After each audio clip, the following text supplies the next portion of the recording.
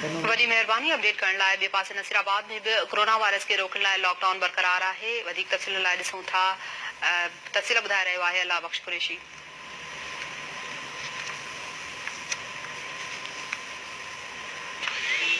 जी नाज़रीन, बिल्कुल अॼु नसीराबाद में लॉकडाउन खे 42 ॾींहं आहे।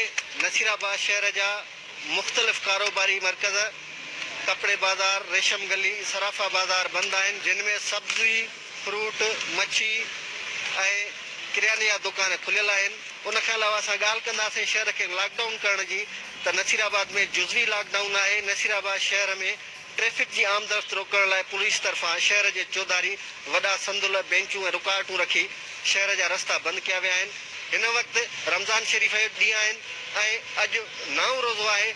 जेके असांजा दर्ज़ी आहिनि, कपिड़े जा दुकानदार आहिनि, उहे हिन वक़्तु तमामु घणो परेशान आहिनि, जिन जो हुकूमत वक़्त खां मुतालबो आहे त फौरी तौर ते अहिड़ियूं SOPs तयारु करे खेनि कारोबार खोलण जी इजाज़त ॾिनी वञे, जीअं हू पंहिंजो कारोबार करे सघनि ऐं ही रमज़ान शरीफ़ जे ॾींहंनि में पंहिंजो गुज़र करे सघनि।